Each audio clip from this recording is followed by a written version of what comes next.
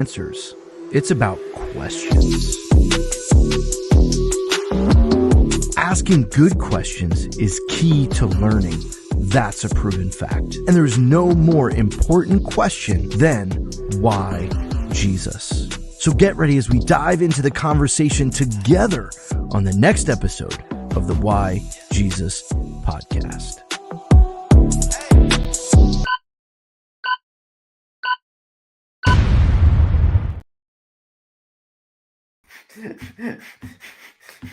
All right, I forgot to ask the stage. I was like, I'm out of here. I'm out of here. See you guys. I was like, where are we? I was like, what the world? Oh man, I was about to. I thought I was clever, so I was going to start off this podcast being like, I've been doing hosting now for like three live streams in a row. I've been doing the hosting. I'm better than Jeremy. I just blew it. I can't say that anymore. You literally blew it at the end, bro. I completely blew it. Jeremy, you're better than me. I will never, ever be able to replace you. It's like half an explosion. Please start hosting again. I beg you. All right.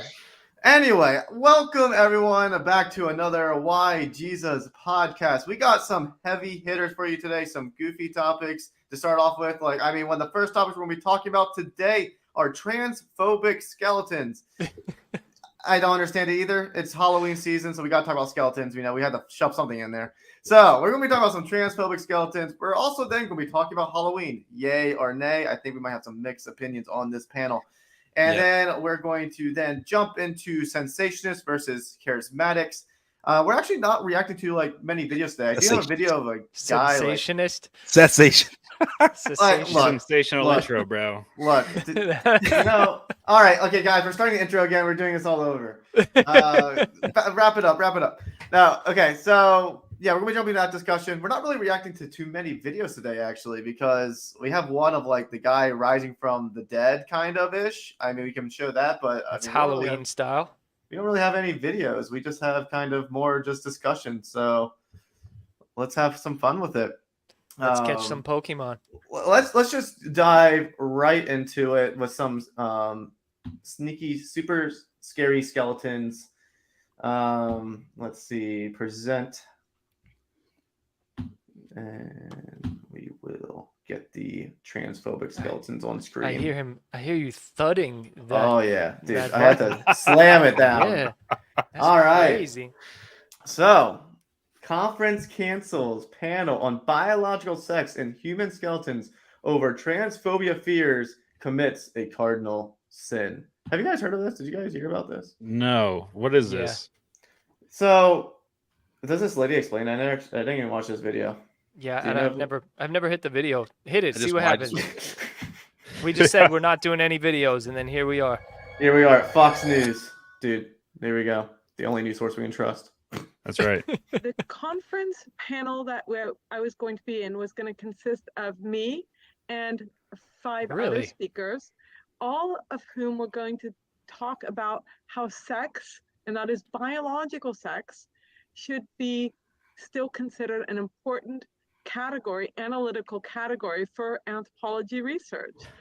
My own area of expertise is physical anthropology. So I was going to talk about bones and how you tell the difference between males and females, and how anthropologists over the years have gotten better at determining who was a male and who was a female. It's going to be about the physical aspect of biological aspect of males and females.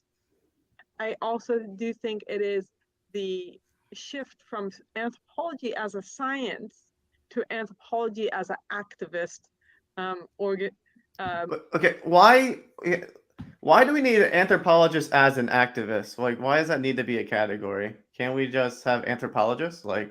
Can't they just study bones? And why do we even have to define these things? It's ridiculous.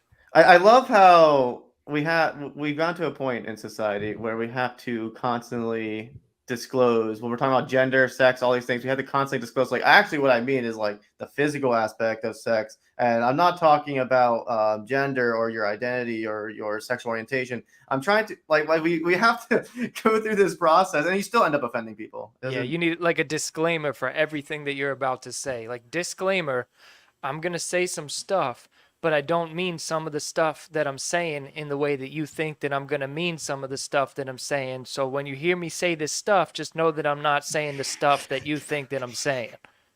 Please do I'm not saying some misinterpret me. other stuff. Yeah. Everyone's just trying to avoid cancel culture, man. But then they end up getting canceled anyway. Is that what happened? So was this a anthropology conference that got canceled? No, there was going to be an anthropology segment of a larger conference, and that segment got canceled because of pushback.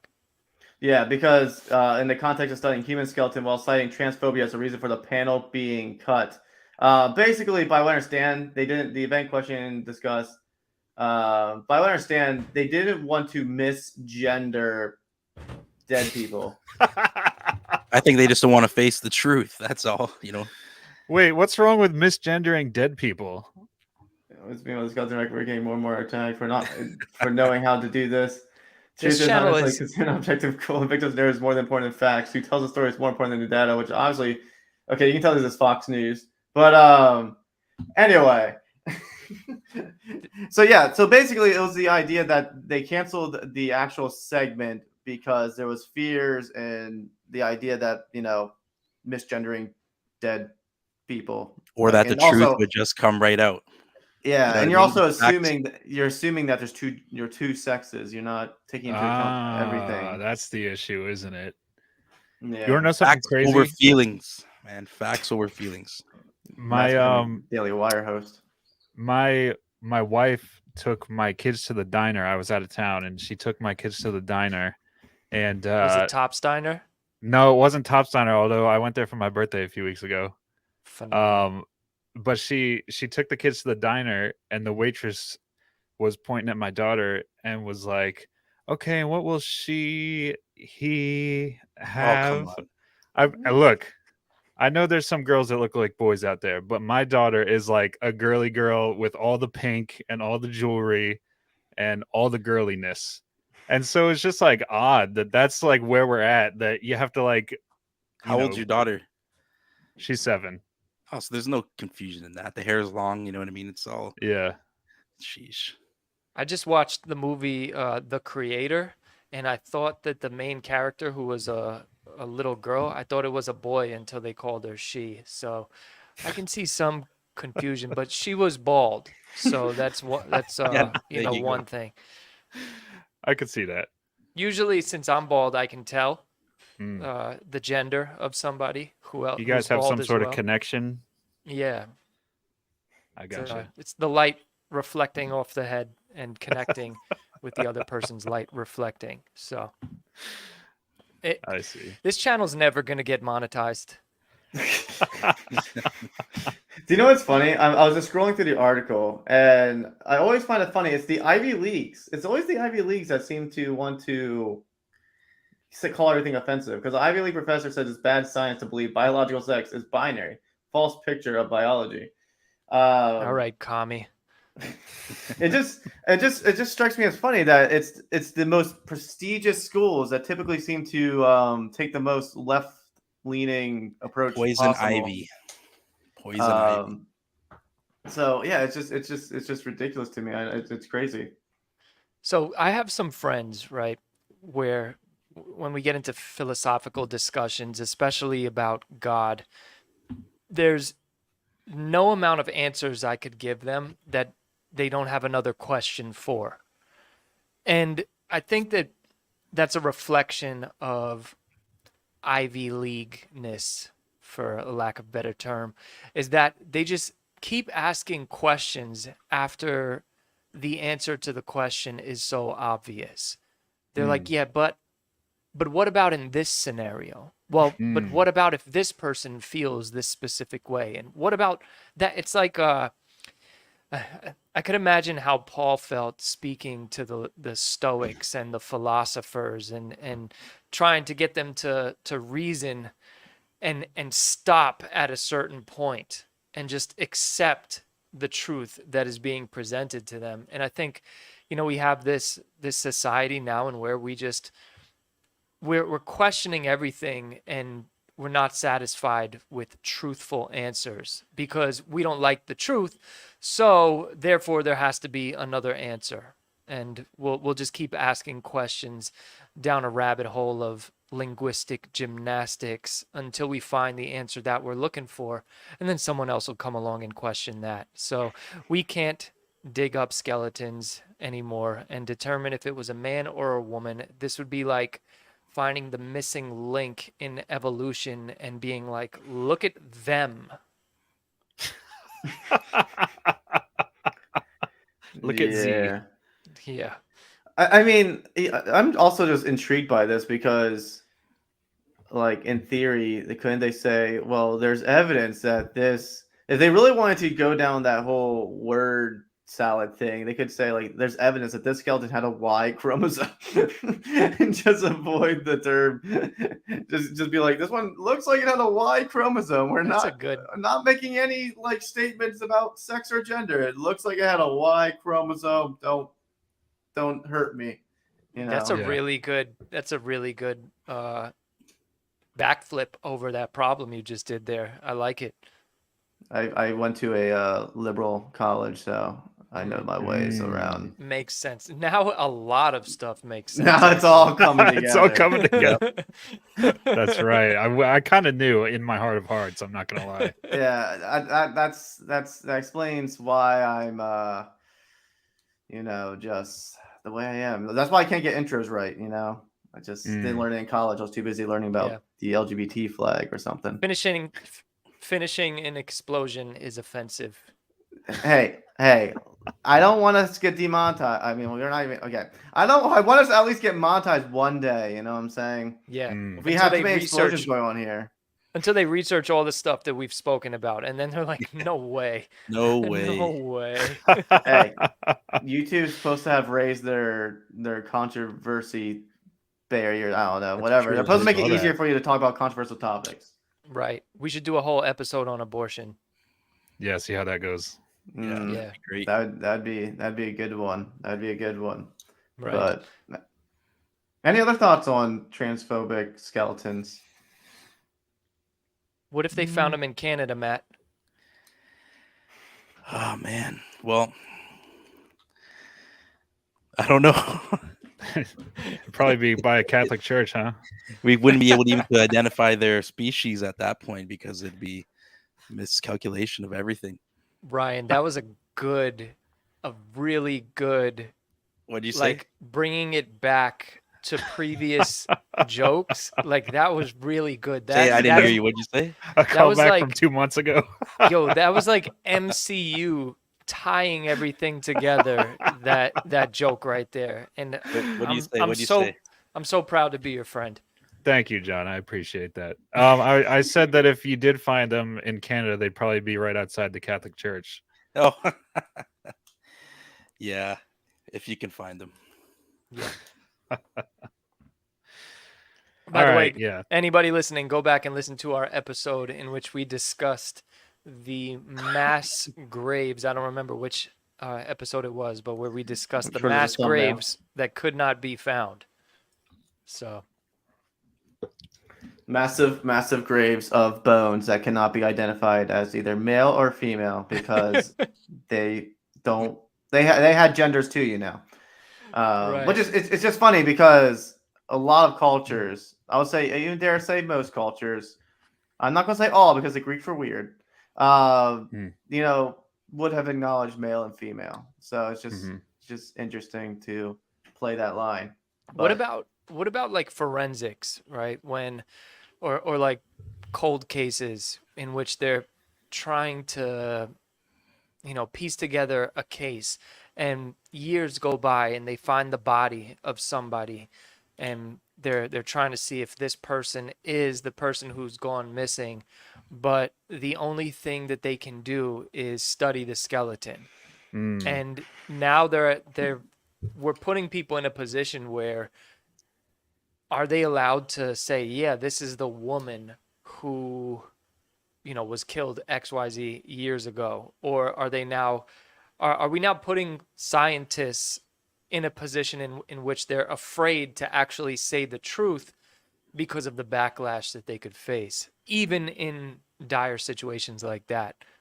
Yeah. And I have to imagine as well that the amount of backlash that does happen on the internet and stuff that we see, I can't imagine that there's actually that many people who get offended.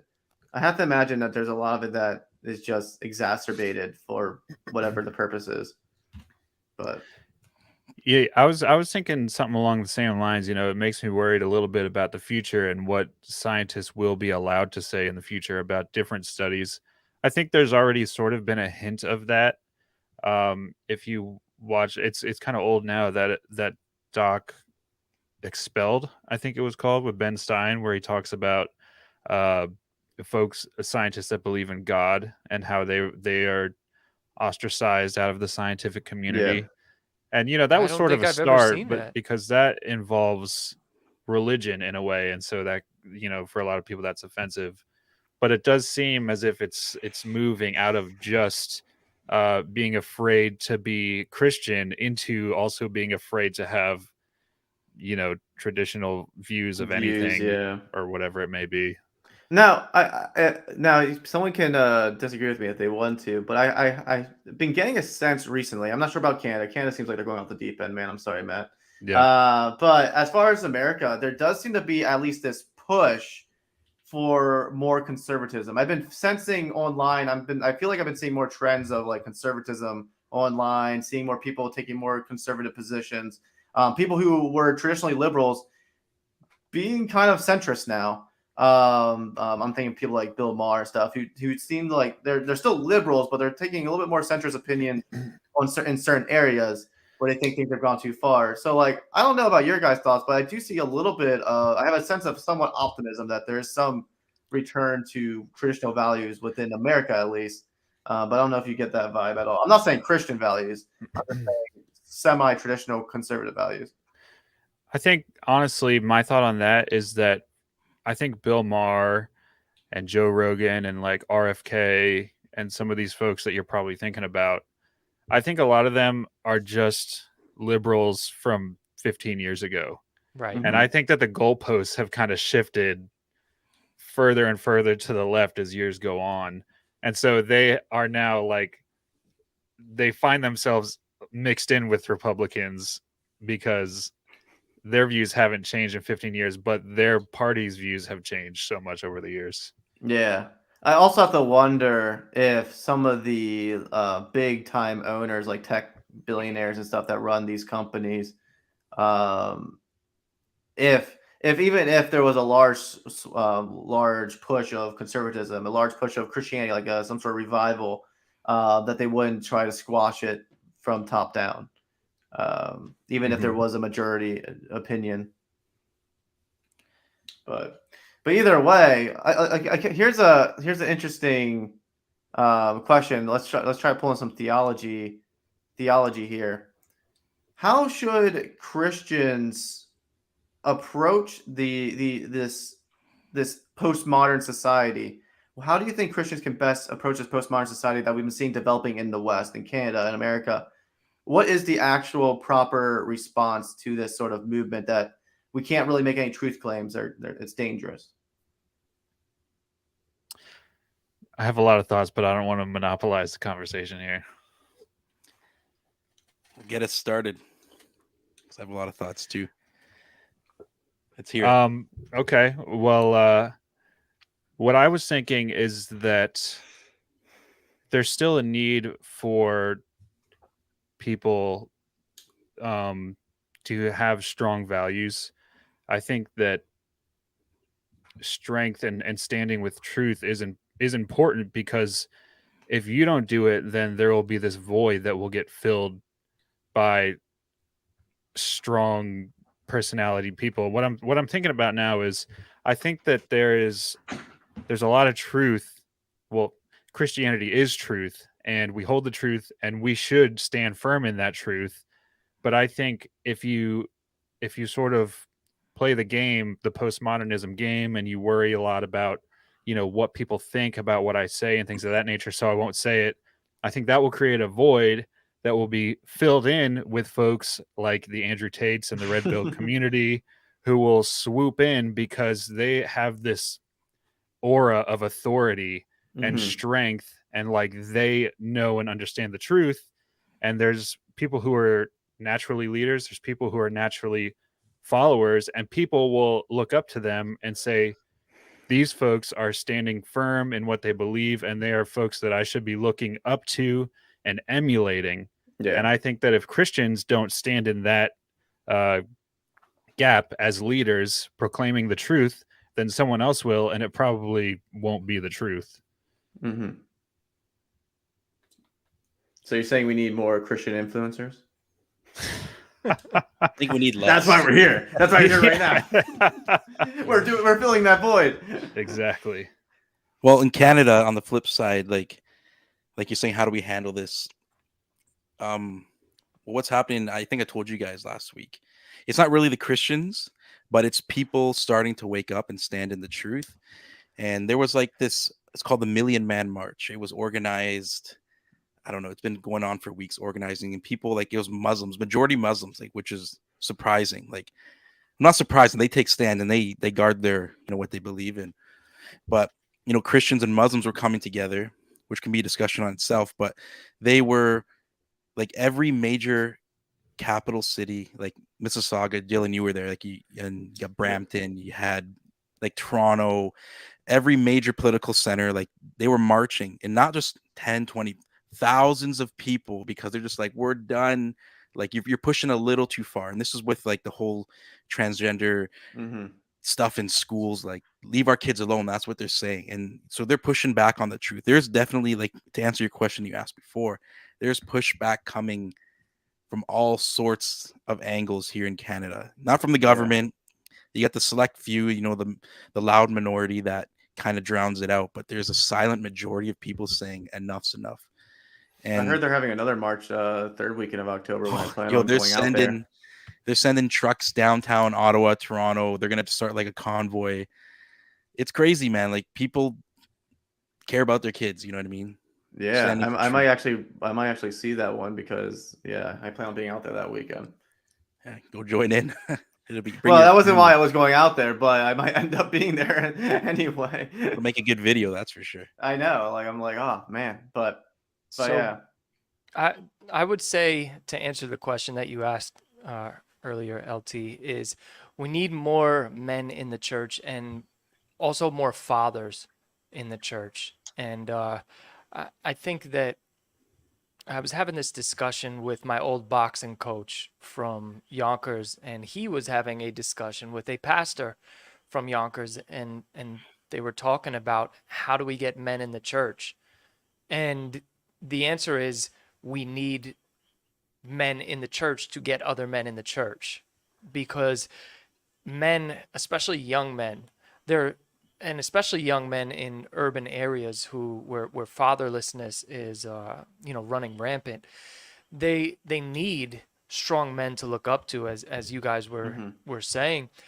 And there needs to be strong men in the church. And I think that there has to be a shift. And I know that there are churches who do a good job at preaching the truth and standing up for truth and not molding to the society and becoming seeker sensitive. There's a reason why more women go to church, is because churches are emotional. They're especially nowadays, they're built on emotion. And how do we make people feel? Men, strong men, they care less about, quote unquote, how something feels. They care more about, is this person in the front telling me the truth? Another thing too, men don't follow women. So there's a lot of women in leadership. There's a lot of churches. This is just from what we were discussing about what's going on in Yonkers and that area.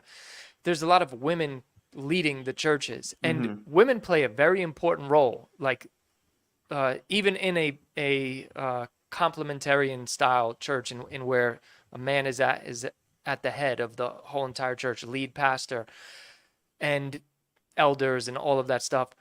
But if a woman is preaching every Sunday, you're not going to get men attending that church. If everything is geared around some soft, like, kumbaya type feeling you have going on at the church, you're not going to attract good, strong men. And I mean, and as we've been discussing here, the void that we were talking about earlier has been filled a lot by masculine men who are presenting this pseudo-conservative, secular perspective on masculinity of being macho and all these things.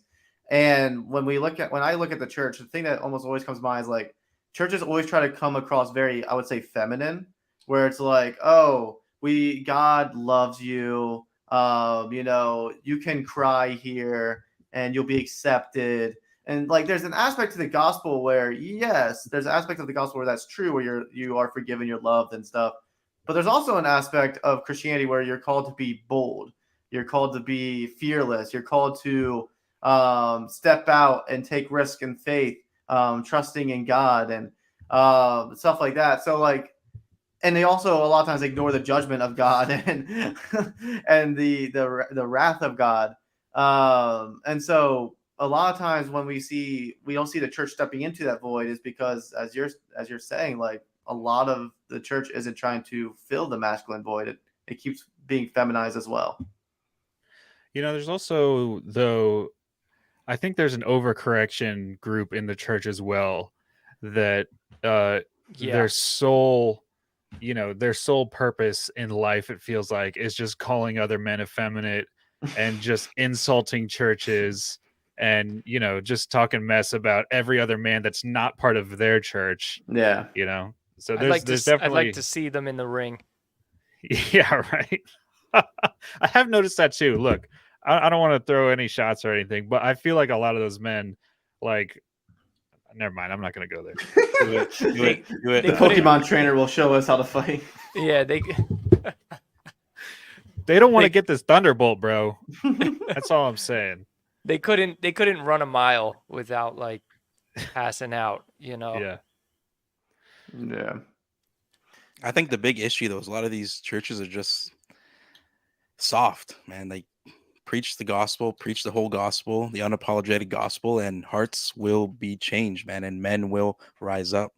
If you come and invite them for a few songs and whatever, try to relate to them on a carnal way, like it's just not gonna do anything. Like that's just from my perspective. Here in Canada, the ones that are here, let's go watch football or hockey and have wing parties. Like, yeah, that's great, the fellowship, but like if you ain't preaching the gospel, the church is usually a mess. You know what I mean? Or like the whole gospel, or a solid gospel, or just like something to do. You know what I mean? It's just. I mean, speaking of wing night, there's probably all the we guys should be hearing this right now, but all the guys are probably watching, the playoffs and baseball right now and stuff because Phillies are playing right now. I was just telling Ryan about I was just telling Mr. Pokemon trainer over here all about this. Where I was like, we're missing the Phillies game tonight, man. I'm missing the Phillies game. Hold up, let me show you something.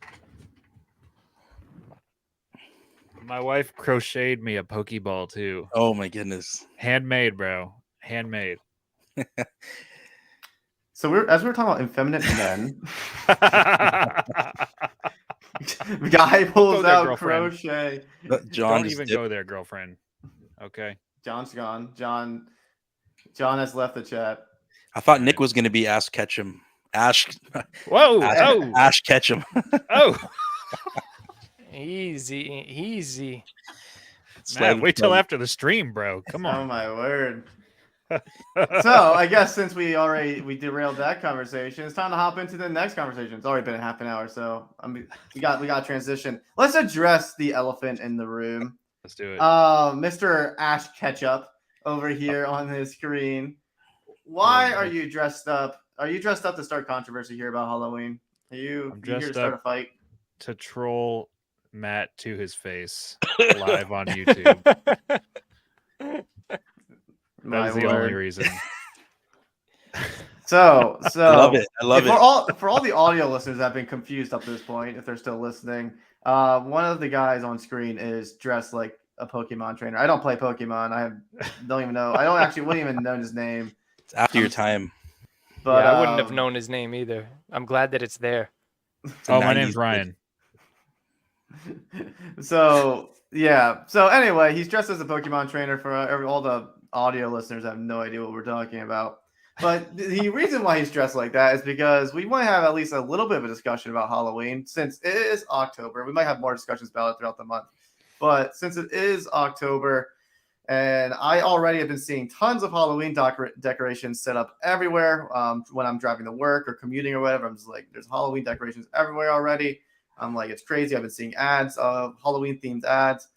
So the big question of the day, the big debate that I've seen rage between different Christians, Halloween, yay or nay? Nay. Dylan, let's hear your. You're gonna ask the Mennonite about Halloween? That should be a slam. You're the only one that's never said anything. That should be an open and shut case, dude. I grew up being told that Halloween is basically akin to the devil, man. So you don't. I personally don't like Halloween. I personally don't. I did a video on the history of Halloween, so I'm relatively familiar with the actual history of it. But I personally, I do not support it for the most part. Yeah. John, what'd you say? So I'm pretty neutral on it for the most part, right? I don't necessarily do it. I don't participate in it, but I think that's just because I'm always doing something else, right? My wife's birthday is on the 30th. So, there's not really like a, hey, my love, you want to go to a Halloween party? Like we're not partiers, right? So I don't have any kids yet though. So that's when it gets hard. Yeah. Will I dress my kids up like a little pumpkin? Maybe. I don't know. A little Spider-Man or something? Possibly. You sure will. But what actually last year when Matt brought this up, so I've watched the whole, Inspiring Philosophy does a good job at discussing the origins of Halloween, and I'll have to watch yours too, LT. And he's the this thing is pagan debunker, right? And I love his stuff. So the origins is not like my whole issue or anything. And I also don't fault any Christian who wants to participate in it. Like, you want to dress your kid up like Mickey Mouse, maybe not Mickey Mouse because it's turning pretty demonic now, but something cute, a pumpkin. You want to dress your kid up like a pumpkin? What's okay, pumpkins, cool. my dude? You know what? I really want those little sugar pumpkins that only come around this time of year, and I've passed them in the store like 6 times, and I have not got them, so they're just on my mind. So I'm neutral on it. If I see a Christian participating in it, I'm not like, you're worshiping the devil. That's not me. But this is where I go into becoming exactly what I was just complaining about of asking too many questions. I understand what Matt says in his video last year in, all of this stuff, whether it started as pagans, blah, blah, blah, blah, blah, cool. But just look at what it is. Yeah. And it's worshiping the dead. It's worshiping these demonic and eerie things. And the whole holiday is creepy. It's just a creepy holiday designed to be creepy. There's haunted houses. And man, I used to love going to haunted houses. And I'm not saying that you might not catch me at one again. I think they're hilarious. But because I don't get scared. In there for a laugh. Yeah, I don't get scared. I think I like watching other people. Are you the type of guy who you'll watch a horror movie for the giggles? You'll just be like, oh, that's funny. Yeah, I watch something and be like, that was stupid. Why are you going downstairs, bro? Like typical horror movie stupidity. But so my position on it is, do I want to participate in something that, even if I do it in a clean way, participating in something that is obviously dirty with how the culture perceives it. And so yeah, that's kind of where I'm at on it. Right. I'm in the middle, but I have my issues. But then all of these like evil looking things are all creations of a human mind, right? Because we don't know essentially what demons really look like. We don't know the devils that are running around with the horns and a pitchfork. We know that that's not what the devil actually looks like. So are we making a bigger deal out of it by saying, yeah, look, it's dark, it's creepy, it's this, but all of these things are just creations and up with and attributed evil to what these things look like. So I'm just, I'm down a philosophical rabbit hole with it when I think about it too much. All right, Ryan, what's your thoughts, Mr. Yeah, I'm gonna go Montana? nay. I think Halloween is also just a horrible holiday. I don't think anybody should celebrate it. And if you do, then that you're evil. Wow. So that's where I'm Wow. at. Mr. Pokemon Your Trainer gives us the big shock. Sarcasm is horrible. You're the worst You don't wanna go. sarcastic person I've You ever didn't want to heard go today. be sarcastic.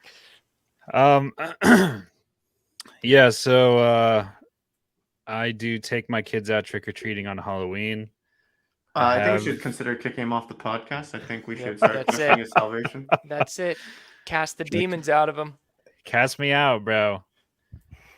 Catch them all. Yeah, so I take my kids out trick-or-treating.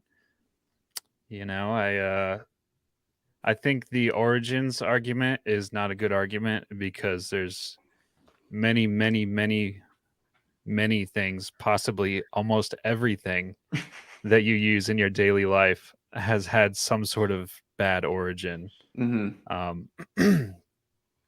So if you were to say that Halloween is evil, well, the entire world is also evil, and you live in it every day. And so I don't really like the origins thing. Also, I think that God can redeem evil, and that's why any of us have salvation at all, because we were all evil, and then God saved us. So I don't think the origins argument is a very good argument. I think like John said, you should look at what it is today. And I think today, well, there is some creepiness. I guess some like weird people on the street like to, get extra creepy with it and put the strobe lights and weird smoke machines or whatever. I think 95% of it is kids dressing up like firefighters and, Princess Elsa and walking around getting Kit Kats. And I think that's what it is today. So what about you, Matt? All right. I'm echoing John. John's been echoing me. Don't want to say too much, but like as a kid, I did Halloween. I dressed up as Frankenstein. I went out as Batman. It's not that my parents weren't Christian, but it got to the point where just we stopped doing it, and I didn't really care. I still did it as a teenager, but when I started to get serious in my faith with Christ, like in my 20s, and now that I have 2 kids, I'm like, yo, like they're gonna be left out. They're gonna feel like they're gonna be the only kids, and like we don't do it, obviously. It's not because costumes, candy, or anything like that. It's just there's a strong conviction in my heart. It's like in Ephesians 5, it says, carefully determine what pleases the Lord. And just going out there, like it's harmless, man. Like, we could go out and I don't really think anything would come of it, but just mixing, participating, being in that light where like John said, the things that are being represented are not like cotton candies and unicorns. It's death. It's people hanging from trees, goblins, what people think devils and demons look like, signs of murder and blood, that just doesn't glorify God. And when I see that, I'm like, there's no way I can give my like endorsement or participation. And it sucks because my kid just started kindergarten. She's gonna go.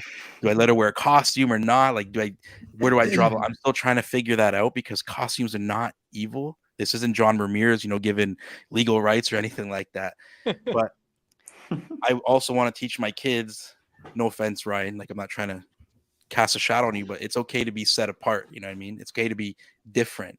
So if you do Halloween, and trust me, all my friends do Halloween. Every single one of them does Halloween. And I love them and I don't really care. But for me, I personally think we could do better because it's such an easy decision to make. Just what's it about? But at the end of the day, it's like you're not going to go to hell because of it. I just think it's an unwise decision, but I'll still love you if you do it. I appreciate. I was gonna say I generally agree with what Matt said. Like I agree with Ryan. The origin argument means nothing to me. I could care less about the origin argument. It's the same type of thing when it comes to like Christmas or Easter, any other holiday. If you really want to get nitpicky, obviously You can watch what's his face, Inspiring Philosophy, about his whole reason why they're not pagan. But if historians really want to get picky, there's certain areas where they're like, well, it's kind of gray. There might have been some pagan influence.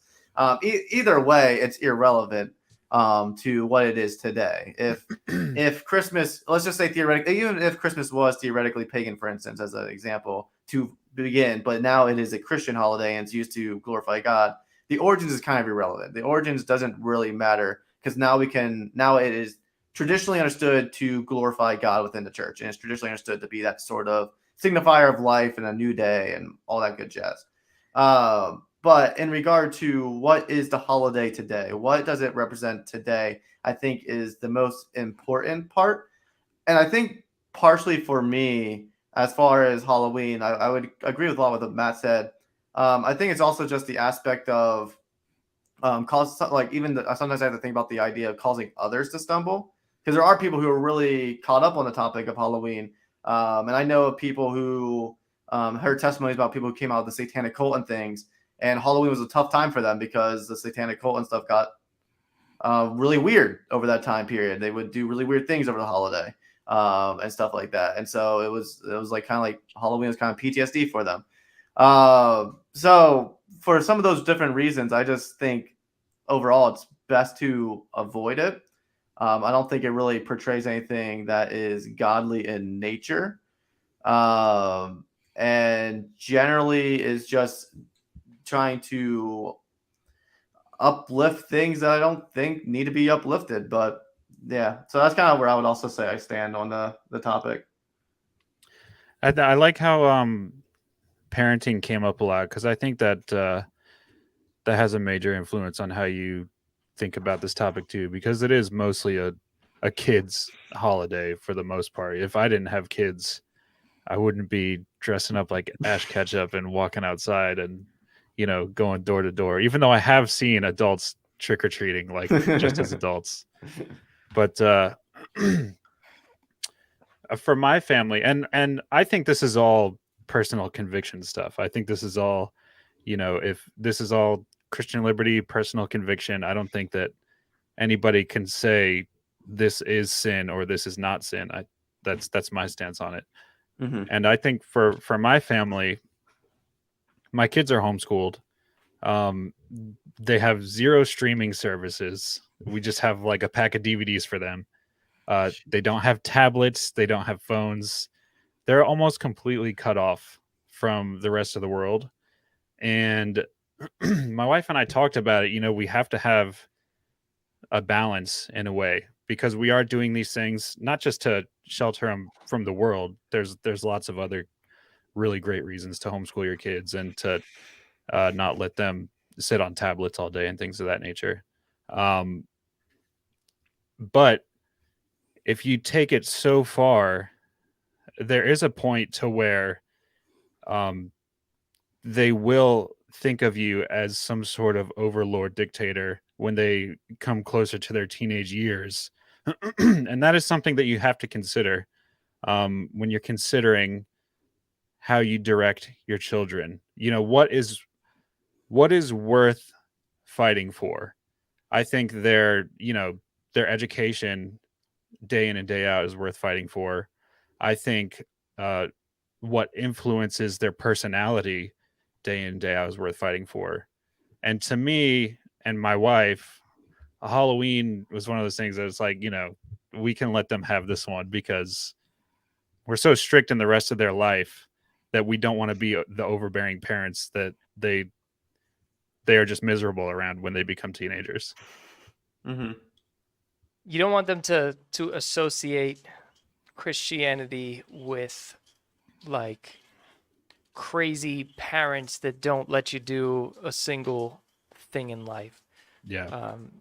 Because that's where rebellion really comes in. And, you know, kids will rebel regardless. I was rebellious no matter what my parents did. So when it comes to like Halloween, though, what do you guys think about using it as an opportunity to evangelize or pass out tracts with candy? Like, what do you guys think about just staying home and maybe getting excited about I'm just asking you parenting questions because now I got one on the way. Like, what do you think about staying at home, making it like an event at the house? Your kid can dress up in the house, and when people come to the door, they could give them candy because that's teaching them biblical lessons. It's better to give than to receive, right? And then you could also give like a Bible tract or something like that with the candy. I think like there's no wrong time to share the gospel, right? It's hard. It's like it's a line where you gotta figure it out. You know, it's like Ryan was saying. It's just pick or choose. I don't really think it's a Christian, like it is Christian liberty, obviously, but I think it also comes down to personal conviction, like he said. I don't think there's anything wrong. Like I know it sounds weird, but like, yeah, if you want to hand out tracts at the door, like you're probably doing good with that. But I guess it's the heart and the motive behind what you're doing and why you're doing it. If you're just here to say, I want to join in and go have fun and do Halloween, and I don't care really what the imagery of it looks like, then I think that's the wrong heart and wrong decision behind it. But if you're here like, yo, I just want to spread the gospel, people are coming, this is high traffic, I can reach so many people. Hey man, that's a win, I think. I So it's the heart. know. I know when I was in high school, even a little bit of college, I think, me and some of my friends used to do some prayer walks during trick or treat night, and we would just walk around, like we would do some prayer walk stuff, and we would also talk to people while they were trick or treating and things, and pray for some people and stuff like that. So I remember doing that on trick or treat night where we grew up, but it's also But is that participating in Halloween? You know, it's not really. You're using it to your advantage to proclaim the gospel. I I think it's mean, two different things. I'm not saying what you're doing. I'm just saying like what John suggested. It's two different things, I think. Can I ask you guys who are hesitant to participate in Halloween, what do you find specifically wrong with it? Matt, you sound like you're about to answer. For me, it's the imagery of it. It's the representation of like what the main focus is. Like when you go into like Home Depot, you go to Walmart, you don't see, like I said earlier, you don't see unicorns, don't see cute fluffy. Well, you do, but majority of it's tombstones, grim reapers. You got like dead body arms hanging out of the back of your trunk, stuff like that. Like it's not something holy. You know what I mean? The image of it is not like, I don't think Christ would approve of it. So it's like, that's where I'm like, I'm just going to carefully determine that this is not something I should just participate in. It's off imagery. I was gonna say, for me, like I would have, if in a hypothetical scenario, people are like, hey, why not just dress up like silly characters and have fun all the time? Like in theory, like you could say that there's a lot of trick or treat nights and stuff like that, which sure. But I agree with Matt. My biggest issue has always been that for a lot of people and for a lot of culture, it's still associated, at least for older people, I'd say. For older people, especially. For kids, it's more like playful and fun. But when the older you get, Halloween becomes, I would say, more about the scary, more about the dark, more about the mystical and the spiritual, to make it more thrilling. So, for instance, like in high school and college and stuff, they would have Halloween parties. But these Halloween parties were not trick or treat parties. Sometimes, like if it's like a church event, it might be a costume party. But like if it's like your college party, they're doing some weird stuff and pulling out Ouija boards and stuff for some reason. And they start experimenting with these sort of things. And this was the time of season they would do it. And they would watch horror films, and they watch The Conjure, back like all the movies that are about demons being cast out of people and stuff. And that's what the adults did. That's what the older ones did. It was not about the fun. It was not about the dressing up. It was not about the candy. It was about the horror. It was about the spiritual. It was about the mystical. So for me, that's one of my biggest issues is the cultural perception and drive behind the holiday as far as the West is concerned. I'm not sure if other parts of the world have Halloween. It's completely different, but yeah, I would say that that's my issue with it as well. It's just the and like I said, I'm still neutral on it, but I got a few years to figure this out before My kid's gonna want to be like, hey, what's up with these people going out and getting candy? I'm not gonna be like, you got candy here, kid. Like we dress up like Spider-Man every day in this house. Make it a norm. Yeah, make it a norm so that way everyone else is like weird. Like, why do they only dress up once a year? That's crazy.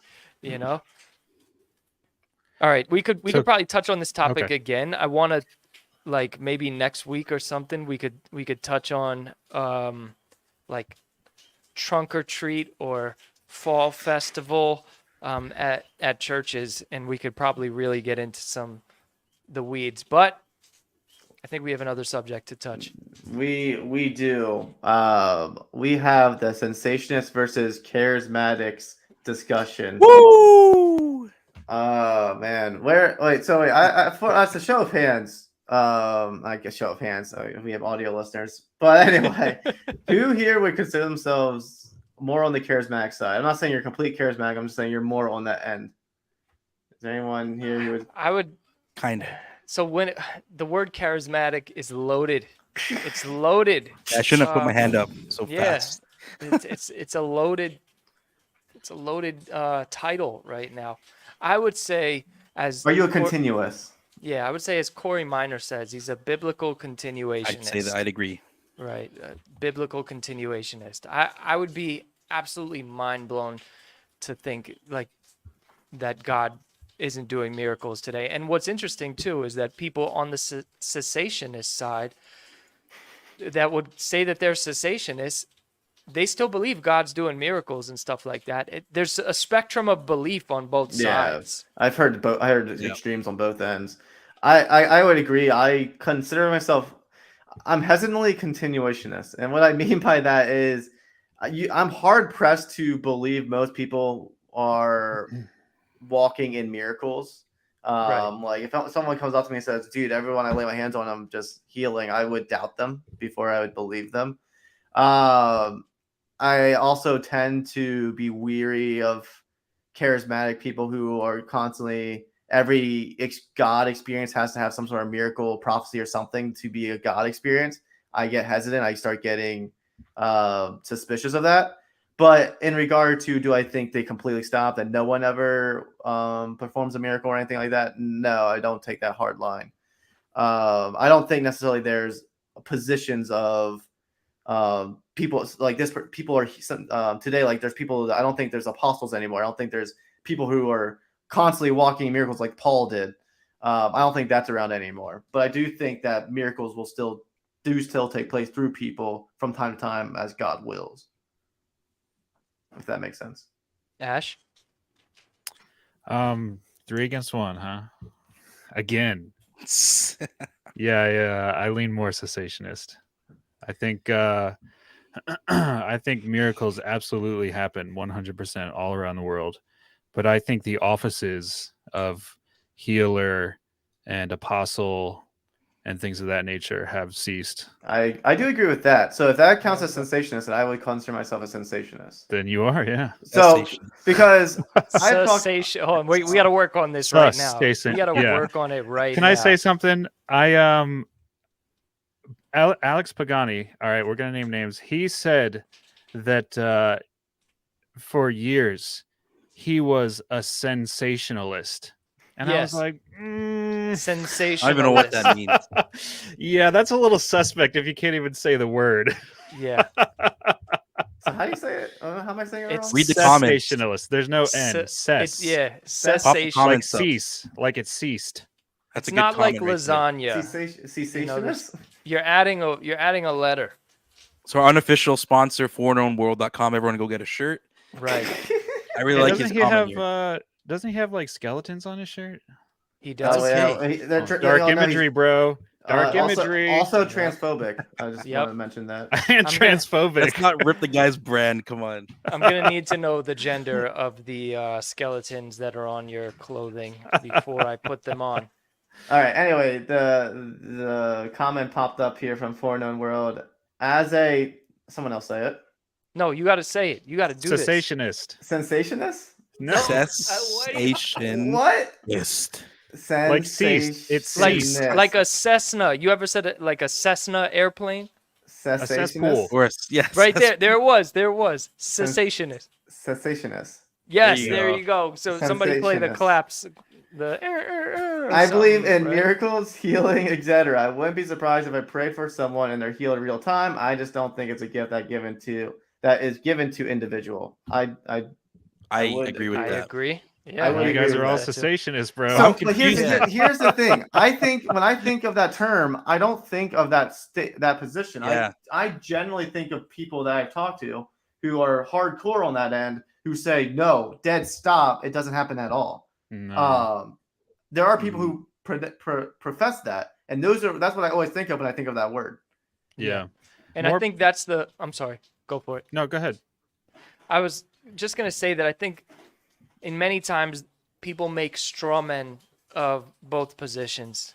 You know, we see it all online right now, where you got the hyper charismatics that are talking about, oh, this conference. Why would we go to a conference to talk about what Jesus isn't doing anymore?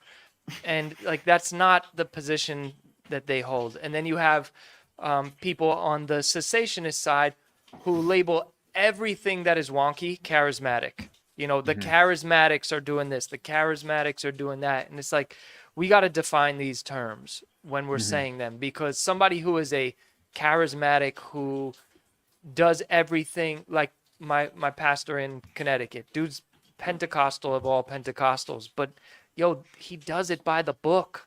You know, he does it by the book. He's not somebody where spiritual experiences are like running rampant through his church and people are asha bala through the hallway. And when somebody says charismatic, that's what they're picturing, is somebody who's doing that. Yeah. So like if my pastor were to tell somebody he's a charismatic, and then they automatically assume that his church is a mess, they'd be like, oh no, don't send people to his church. And that's what I think is the biggest challenge right now, is strawmanning people's positions, and then these words no longer mean what they used to mean. So we're kind of in this mess in which people are talking past each other. Yeah. Yeah, I agree. And I think people tend to agree with cessationists much more than they realize, kind of like what I think happened with you guys tonight. I think that, for my entire life, I was in Assemblies of God or Pentecostal churches or what have you, even to the point where I was praying for demons to leave people, and people were falling down when I had my hand on their head and all that crazy stuff. I was like in the Pentecostal trenches, bro. And then I went to Bible school and I learned the Bible, what I believe the Bible says, and I became a cessationist. But it's not, I remember when I was in the charismatic, hyper charismatic world, I was like, wow, those cessationists probably aren't even Christians. They don't believe that God has any power, and they're putting God in a box, right? These are all like the buzz phrases.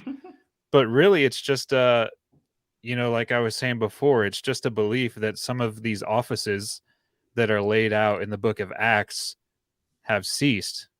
Specifically, the miraculous offices that were used to authenticate the gospel during the time of Jesus and the disciples. Things like, and you see that when you look back throughout church history and even into the Bible, you see the office starting to phase out a bit as you get further and further into Paul's epistles.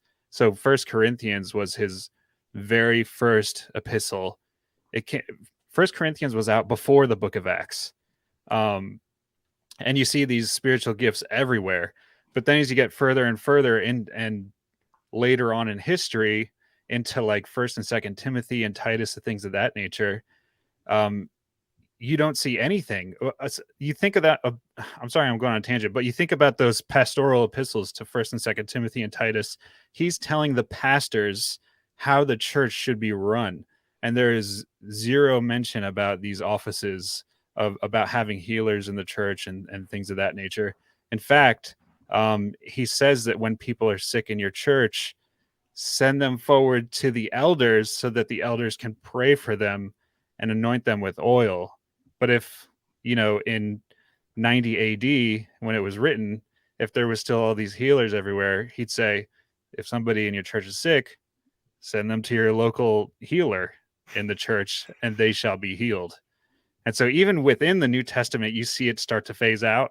And then by the time you get to the first century church, Polycarp, Origen, gifts have ceased. And we're talking like 100 to 120 AD. When I say spiritual gifts, I mean those specific offices. I don't believe that there's no spiritual gifts. I don't believe that there's no miracles, as like 95% of cessationists don't believe that. I would say it's the very fringe group that would say God does zero today and there's no spiritual gifts. And I would say that that's not based on the Bible at all.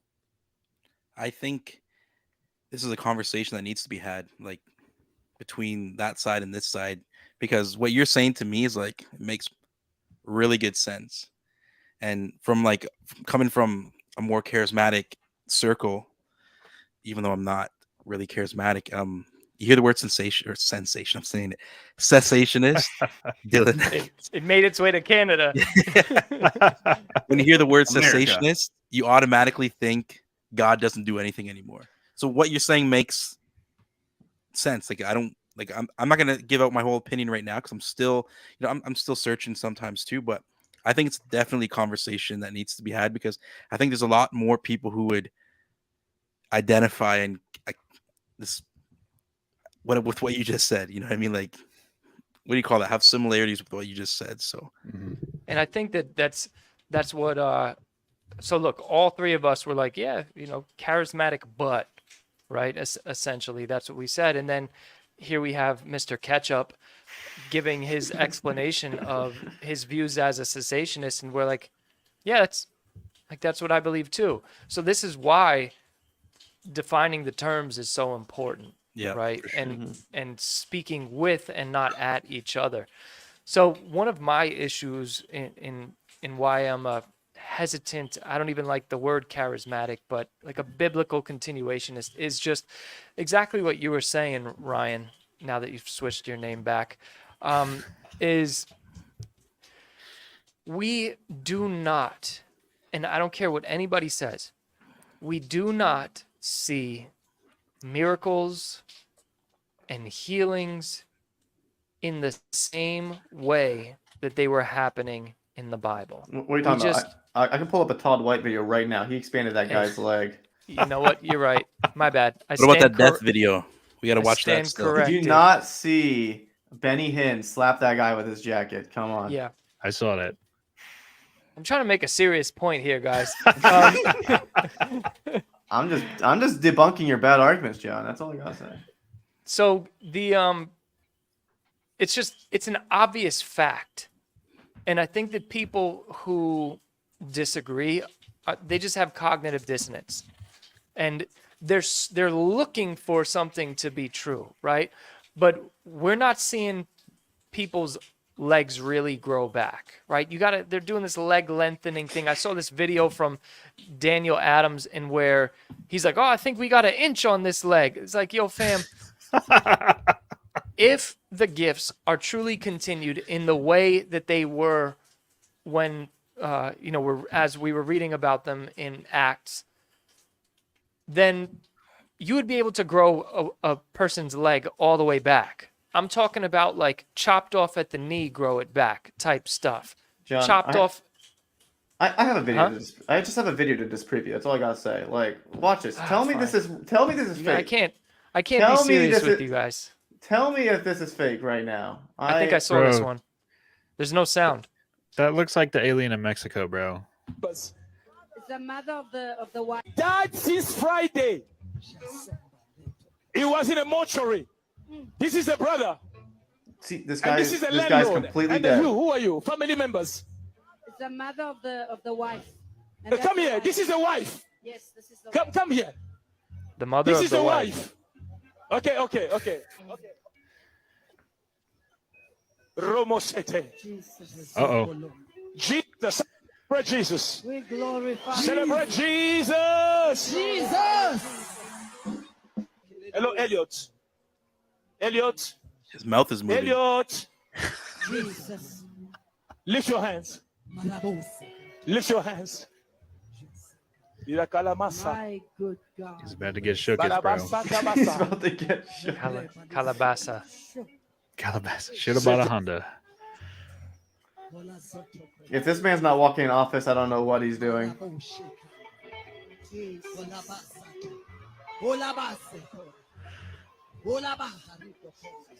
See, the power's in the hands, John. See, that's what you forgot to mention. The hands is the most important part. Oh.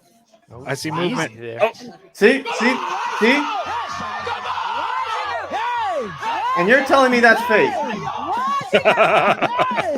Listen to all those people rejoice. That is a sound of a miracle. What is this? Never seen before. Never seen before. Church of God. See? I'm shook, bro. Look at this. The guy's getting out of the coffin. Look at that. He's basically The walking. coffin is empty. Jesus. So I think we've seen enough evidence for my point being made. John's just wrong. So I'm pretty sure there's a follow-up article on this in where the guy came clean and said that he We're not going to was pull not that up. dead. Yeah. No, So- fake news. Yeah, I'm that's sure that not was on true. like Pop up, CNN. Pop up that other comment that kind of relates to what John was saying before we played the Dang, video. yo, I was just about to say that. But every Which time you one? pop up a comment, I disappear. Like, look Oh, at me. bye. It's like, Well, it's because you gave us bad opinions. We need to get rid of you. You know. all right, now I'm gonna read it like this. Someone sent a clip of Todd White sharing a stage with Nick. Who's that guy? I have no idea who that is. Nick I think that's the guy with Sensation. no arms and no legs. Okay, Nick Vujicic. How do you say that name? Just don't try. Just Nick Last year, and all I could think about was why didn't he grow his limbs? I mean, no joke here, but it was an elephant in the room moment because he didn't have enough That's faith. what John was saying. I think you should keep going with that point because Yeah. you're onto something. It's just it's the truth, right? If we're going to be biblically consistent and you're going to say that these offices have not ceased and people have the gift of healing, I'm going to need to see something I'm not the one saying it. You know what I mean? Like, I'm not out here saying I got the gift of healing. Watch me. You're the one saying that we're doing all these miracles. We're doing all these things. We're healing people. There was healing here. There was healing there. Show me specifically how this healing looks comparison to the healings we see in the Bible. My man. If it doesn't look the same, then it has not continued in the same way. You know, I'm sorry. I mean, I don't know. You don't remember reading about the miracle of the guy's sore back that was made feel better in 3 Timothy? Look. He said 3 Timothy. Why you know You're a funny guy today. I took the L on the Halloween, but I'm gonna claim the W on the cessation. You guys are all walking away as cessationists after this. I appreciate that. You even wore a C on your hat. I did. See, for cessationists or Yep. continuationists, Oh yeah, yet that's to true. be found out. Yeah, that's true. Or charismatic. C for Calabasa. This could be taken any direction, really. Yeah. So what do you guys think about the $299 price tag for the conference, though? Oh, That's what I like. Let's just throw it out there. Why not? I don't know the What conference are we logistics. talking about? The cessationist conference. So Conference. I don't know the What should I logistics. talk about? Like what's the actual conference about? Like legitimately, what are they talking about? if I had Why to guess, there's I'd say So cessationism. I would just say this, right? It's like, you know how charismatics do like prophecy conferences and spiritual gift conferences and all of that. This is the cessationist conference. But at least those are Unprophecy. entertaining. They might not. I might not agree with everything they say, but at least they're entertaining. Like what's? Hmm. worship know, man. probably going to be really like calm and Mellow. yeah. Nah, it's gonna be choir. Yeah. But $2.99, that's a lot of money, like in my perspective. Like, Relatively speaking. not trying to side with people, but that's a lot of money if you want to take your whole family. Yeah, but conferences are expensive, to be fair. Does that include hotel, breakfast, bacon? What's a $2.99 for? You know what I mean? Man, I would. I'm love just some kind of bacon. poke fun. I know Ryan's gonna get in trouble if we keep poking at it. I have no So- comments. Ryan's like, get me out of here, change the topic. Ryan's texting his lawyer right now. Like, what can Yeah. I say? He'll John never have MacArthur's watching. He's like, he'll never have another table at a G3 conference for the rest of his life. No comments. How was the Don't G3 exist. conference? I mean, how was How the was G3? it? Yeah, how was it? It was great until somebody tried was to the blow us bomb? up. Yeah, it was the I bomb. forgot about it. Yeah. You know how you Went off, bro. dropped the bomb at the beginning of this? Yeah, that that was yeah. It was lit. So, did they actually find out who made the threat or anything, or nothing really was disclosed? Yeah. So what happened is they had security walking around with the sniffer dogs, and the dogs smelled it on somebody, and the dude took off into the parking lot. was And it they Nick? No, they smelled something else on Nick. It wasn't a bomb. But the guy took off into the parking lot, and they tackled him in the parking lot. It was wild, bro. It was right when we were leaving. It was right when we were actually about to do a YouTuber meetup. It was going to be us and Dear Woke Christian, K-Dub, and a bunch of other G3-esque YouTube people. And we were all headed there, and then this cop car just zooms right by all of us, and the conference ceased after that. So that was it. Cessation. Like the gifts? It was a like the cessation gifts. of the conference. So, there was actually a bomb on the guy? He Apparently, wow. yeah. Wow. That's I thought it was just a threat, but Must have it been was a legitimately bomb charismatic. on the premises. That's what I was thinking like a Matt type, Yeah. I would hope. I would like to A hope Reforma Costal. that wouldn't. Charismatic. Yeah. But what's the purpose? Why do people do these things? I don't People know. are crazy, man. I don't know. That's why. Why do people have conferences anyway? Anyway, Is it biblical? are conferences biblical? Right. Are conferences biblical? Actually, I remember talking to someone, and they said that Christian artists that charge people money for their music are sinning. That they should that's be free. nice. But what about the Levites who were the musicians and they got paid by everybody in Israel? Listen, don't bring Look, up that's the Old facts, Testament. okay? Old Testament becomes Yeah. irrelevant to the New Testament. Oh, I see. I got you. I Under the law. remember talking to in the end about this background, a lot of people are pacifists, and I have since growing up a little bit, I've not completely on that spectrum anymore, but I was talking to someone who is still a pacifist, and they were claiming that anyone who goes to war is sinning.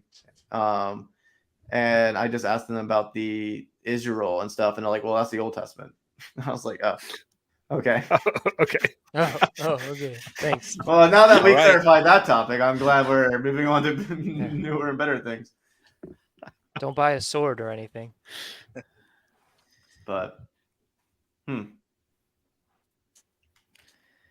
Next topic. Yeah, this one ceased. This one ceased.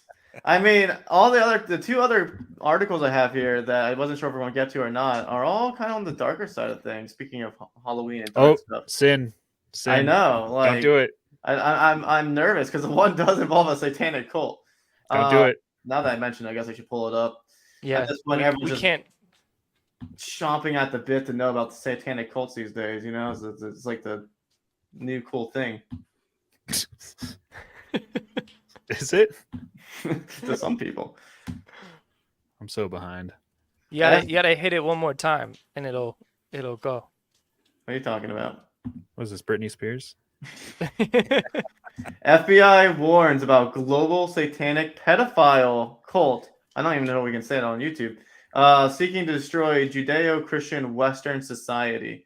Why they make that poor guy that picture right there, right under that poor guy, bro? Somebody's gonna put that under a sharpening tool, figure out who it is, Satanic and then pedophile that's right it. there, bro. I briefed through the article. I didn't read the whole thing thoroughly, but I did brief through it. I was still trying to figure out where the undermining Judeo-Christian Western society, where they're pulling that in, because they were just talking about how the satanic cult tries to take advantage of minors, but I couldn't quite figure out how it ties into this whole scheme of undermining Judeo-Christian Western society. Well, if you create a whole entire generation of satanic pedophiles, that would say that would undermine. Oh, right here. Actually, now that I say it out loud, they mention it right here. Encourage to commit random acts of extreme violence, sexual assault, culling of human victims to accelerate the breakdown of the current Judeo-Christian Western society. So the goal is, I guess, to accelerate the breakdown, not just what the world's up. She's dancing. Sorry. Talk about accelerating the breakdown, bro. We'll cut that. I don't know why that lady popped up on my screen, but anyway. We'll have a talk after, right? We'll have a talk after. But anyway, thoughts. Oh man. What's culling? What's culling human victims? That's a good I don't know what question. culling is. I think I have an idea. I have an idea. Add an end to it. And reduction of a wild animal population by selective slaughter. That is not what I expected that to mean. I'm glad you were killing.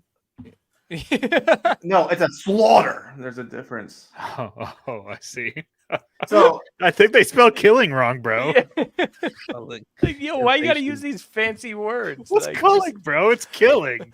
They're trying to kill them off, right? So they're basically they're trying to, I guess, eliminate and slaughter the Christian population. I assume then Christian culture goal. They're trying to cull them, bro. They're gonna starve it through ideology. Yeah. I mean, pretty much that's the goal. I mean, not even that though. Like they're actively trying to manipulate minors through sex and violence, and to make the next generation advocates for their cause.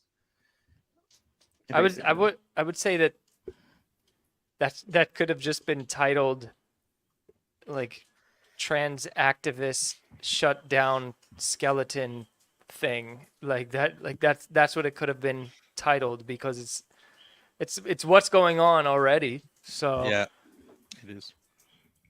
Mm-hmm. This type of stuff. I feel like this has been happening for a while now. It's just that the FBI now is putting it on the radar. There's a documentary. Hold on, I'll pull it up. Somebody else talk as I'm pulling it up. Usually when they put stuff on the radar, Dylan, it's because it's been happening for a long time, and they're just letting us know about the next move. That's what I think.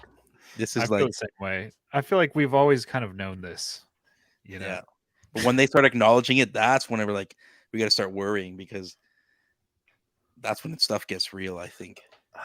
So the guy who did the forward to my book did a documentary called Silent Cry: The Darker Side of Trafficking, as if it's not dark enough. And in it, he interviewed a bunch of people, and it shows that there's a lot of people who participate in this type of stuff do have Luciferian leanings in their worldviews, and it's a really interesting documentary. It made me really mad watching it. Well, I mean, the whole purpose of, if you look at secular Satanism, not what you would call necessarily more spiritual Satanism, where they legitimately recognize the literal existence of Satan. But if you even talk about secular Satanism, where it's like you yourself is the most important. Self-egoism is the most important thing. Doing what's good for yourself is the most important thing for you to do. And by doing what's good for yourself, you're doing what's good for society. It's basically a humanist approach to Satanism. Even that mentality and mantra leads to you fulfilling your pleasures. Like, That's that if you have if you end up being born in a way that your temperament, it tends to lean more towards, just lovey-dovey kind type of person, it might not work, it might not be as bad. But if your personality, if you have a tendency towards other cravings that aren't like that, and you're a little bit more hardened, a little bit more edgy or whatever, yeah, that type of philosophy is going to make you do some really messed up and weird stuff, because you're going to be like, well, I'm going to do what's best for me. I'm going to do what's best for me. And you're going to ignore the rights of others, even though if you look at, so I did a video on this. If you look at the secular Satanist website, they're like they have like their own 10 commandments. Do no harm to a others. subversion to the actual 10 commandments. And one of them is like, the first one's like basically do what's best for you or whatever. I forget. One of them's like ultimately do what thou wilt. Yeah. But then there's another one that says, but don't, invade on the rights of others or something like that. And I'm just like, it's just kind of funny because those two things are like at odds. Oftentimes our desires are completely at odds with what other people, what's good for other people. Like that being human is constantly having to resist our desires and not do what we want to do for the good of others. So having both of those in there is kind of counterintuitive, because something's going to give. And if your number one mantra is to praise yourself and to do what's best for yourself, you're going to start just slowly pushing aside the other mantra of helping others, because, well, pleasing yourself is more fun, generally speaking. Yeah, and it what happens even if you are a secular Satanist too, if you follow that stuff to its logical conclusion, the more you feed something, the more hungry it becomes. It's the opposite of like feeding yourself food, right? The more you feed yourself, the more you crave something, right? So if you eat a whole lot of sugar, it's difficult to stop eating sugar, and then you look at like some like super sundae on steroids, and you're just like, wow, that looks amazing, right? And you things that I'm speaking because this is my reality right now, but it's the same. It's even worse when it comes to like sexual perversion and like feeding the darker side of you. It's when you feed it, it's difficult to stop once you get on and things don't satisfy you in the way that they once did. So one perversion that you might have had at one point no longer satisfies you in the way that it used to. So you go chasing a deeper perversion, and it begins, you begin chasing an endless rabbit trail of perversion after perversion, and that's how some people end up being pedophiles, because nothing will satisfy. Now they got to go for the most dark, disgusting thing out there. The most taboo thing is that. And I mean, you bring that up made me think of the other article you sent me before we got live here about the pastor accused of producing child porn and having child porn on his devices, claiming that he just cannot stop. He's at a point where he basically feels like he can't stop. And it's interesting because in our current day society, where people are constantly praising, I shouldn't say praising necessarily, but at the very least, it's becoming normal for pornography use to be expected. It's expected. I'll put it that way. So whenever, for instance, in high school, I remember telling people that I don't watch porn, and some of my secular peers were like, "What? Like you don't?" like it was like weird to them that I wasn't doing that. Even in like college and stuff, like the idea that I wasn't engaging those type of things was strange. And so it's just interesting that people don't realize that type of feeding is how people normally end up in these bad situations. A big reason how people get to BDSM, violent stuff, is because of what they see on videos and what they see like that, and they start getting reactions to it, and they start getting hooked on it. When they start seeing videos of anime characters who are made to appear very, very young, very childlike. Well, when you start seeing children, you start thinking of those videos that are animated and stuff that make women and stuff seem very childish and girly and young.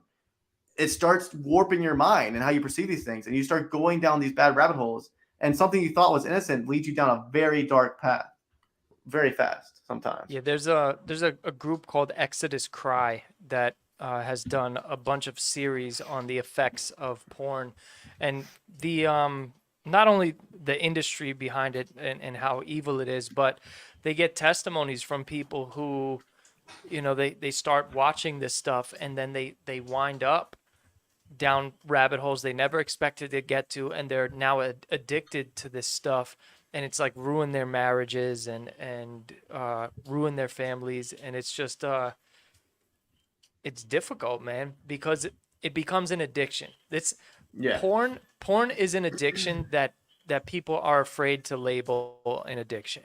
They really are. It's it's consumption. So what do you think is the best way for since we're all men here, we'll talk about men. I know women can also get addicted to it, but none of us are women, so I'm not going to talk about that one specifically. But since we're all men here, what's the best way, do you think, for men to overcome that addiction? Because within the church even is a big issue. I mean, I remember going to a different young adult, like men Bible study stuff, and this topic is brought up, and you realize about 2/3 of the room is addicted, or at least have watched some within the past couple months or whatever. So like, how do you suggest for men to overcome this specifically? Jesus. Word. That's it, man. Honestly, I don't struggle with it. I don't watch it. I don't even like it. And I'm not saying that to be like, look at me. I'm just saying, man, when you have such a love for God and you understand the gospel and what he's done for you, I'm not sinless, but I hate my sin. I hate when I swear. I hate when I think something. I hate and when you're pursuing righteousness and holiness, you don't give time to that. And if you fall into it, it's not going to be habitual. It's going to be like, oh, I messed up. Forgive me, Lord. And you fall forward and you keep going. That just gets saturated in the word and have a prayer life, man. That's all I can really say about that. That's my opinion. Yeah, it's less practical, but yeah. Yeah, along with that, I think some of the practical life applications, if you're addicted to something, the best way to practically move on from that is to not give yourself the opportunity to give into that addiction. So if you're addicted to sugar, like John was talking about earlier, and you're constantly overeating, then do not put any sugary junk food in your house so that you don't have the opportunity to consume it. So I know dudes that have ditched the smartphone and gone to an old school flip phone because that's what helped them overcome this addiction that they felt like they couldn't stop. So, of course, love Jesus. And I think that will, along with any sin that you're struggling with, that will be what will cause your heart to intend to continue in your sanctification, and then practically just take yourself out of the situation. Yeah. I had a long journey with it, especially because I was in the industry for a brief moment of time, and it was so normalized to me that even when I became a Christian, I thought that if I don't have sex but I can watch porn, then it was like, all right, I'm at least not doing this, so this ain't too bad. But this was when I didn't have a really good understanding of, I had no discipleship at this point. But I knew sex was bad, but I thought that since I wasn't actually doing something with the person in watching it, then I was like in the clear, so to speak, right? And so it was like a long process of having to shake that out of my life. And there's a lot of practical steps that you can take. I think your friends who went to a flip phone, that's super brave, and kudos to them for taking that big of a step, right? I'm blessed that I have not had to do anything that drastic, because I hate flip phones and texting like this, like I wouldn't ABC. like to be able to do that. But there was ABC. But yeah, so I also found friends who were not only trying to kick porn, but also trying to not have sex outside of marriage and stuff. And so we would talk all the time and be very honest with each other.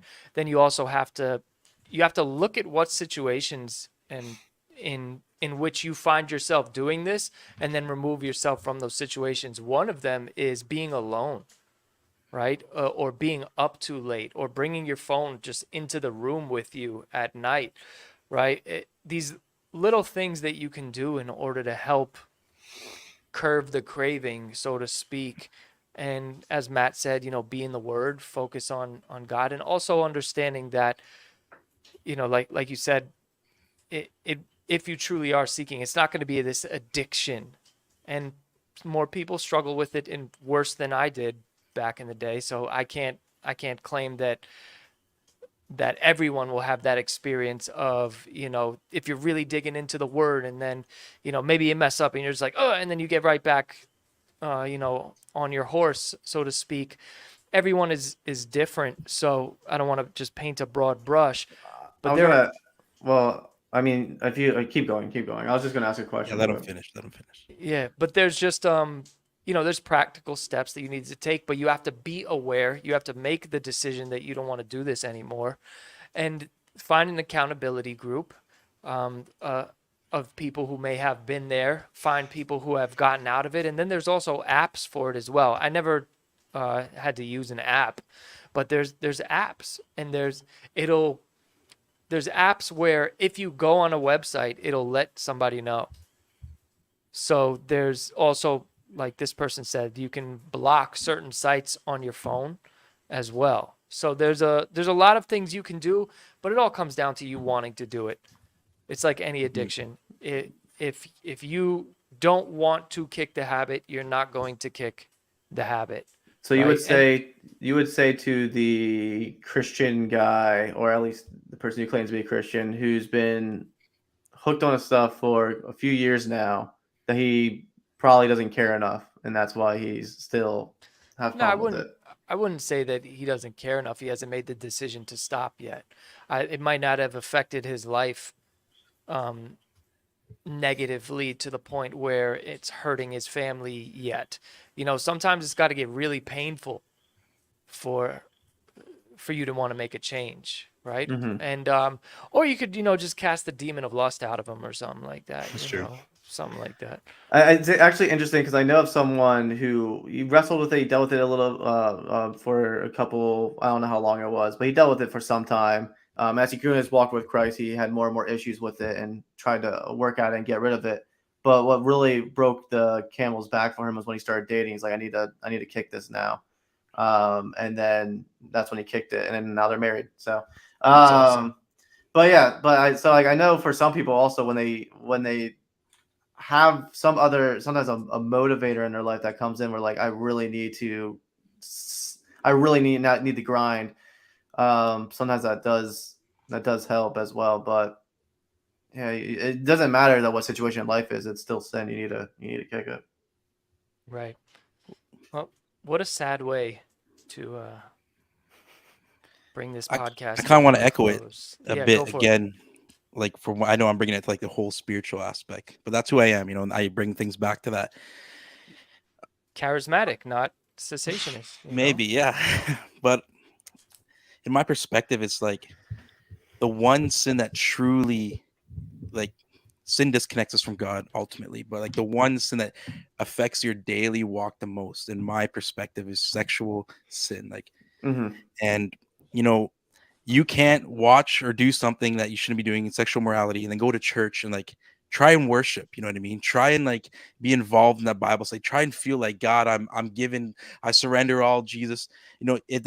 There's this disconnect, and I've experienced that, and I'm bringing it back to what I said. And I know it's not so practical, but when you love Jesus so much and you are pursuing holiness and righteousness, like you want that feeling all the time. You're addicted to righteousness. And I don't know if I can say that and be right, but like pursuing and being addicted to God eliminates these little things, you know what I mean? And that's my testimony. I love God so much, I don't want to look at that stuff because I know what it does to me and I know how it disconnects me, and I don't want that disconnection. I want to be in like this mountaintop experience all the time, which it isn't always, but that's just my that's how I see it, man. It's pure spiritual. Mm-hmm. Amen. Amen. What a topic to close on, man. This is And completely ruin our chances to ever get monetized. all the hope of ever getting monetized. We broke 1,000 subs. We're like halfway in the. I got watch one more time thing. I got hours. one more thing. Oh, here we go. Uh-oh. It's completely unrelated, but it'll get us some shorts views. What do you guys think of Kat Von D getting baptized? I have no idea who that is. I'm excited. When I was younger, I had a huge crush on her. Like when I was in, You watched your you wife watched now? the shows and everything? Yeah, I used to watch the shows. I forget exactly what Miami show Inc. it was. Or LA Inc. or Yeah, something. something like that. But yeah, it's really cool to see that she got baptized. And when I watched it, I was like, please, God, please, in the Father, Son, and Holy Spirit, please, please. And it was. She got baptized in the name of the Father, the Son, and the Holy Spirit. I was like, oh, thank you, Jesus.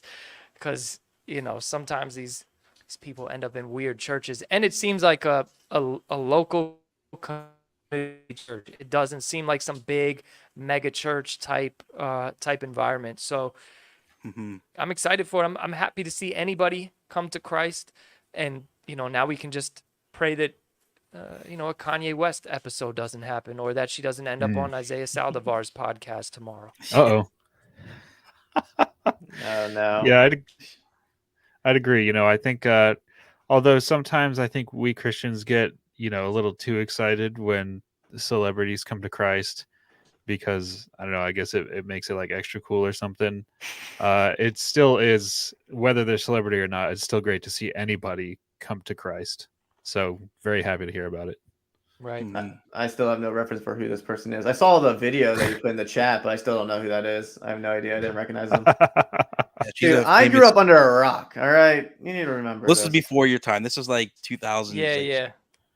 She's a tattoo artist. I didn't really hear too much about her, but she's got the gothic vibe to her. And I'm just starting to see, like, you got Jay Dion, you got Kat Von D, you got all these other like well-known people. They're coming to some knowledge of Christ, which I think is exciting because it's like they could be coming to something else. Their theology might be weak, they might be a little off, like we're seeing in some people, but a start's a start. We all start somewhere, and we just got to pray and sow into these people. Yeah, they might be celebrating Halloween, with their kids. Yeah. Oh man. We'll let that slide for now. Disgusting. Yeah. Disgusting. Well, it's Halloween every day for them. So yeah, it's true. It is. I was gonna say, we pretty much all of us were cringe, at some point in our Christian walk. So it's to be expected. Cringe. I don't know if I was ever cringe. No, You were. I think I was always pretty cool. You're kind of cringe right now. Yeah, a little bit. Wow. All the old people calling me out, being cringe. I'm the young hip dude, man. You're Come so on. sus, bro. You're super sus. I say I'm 23, but secretly,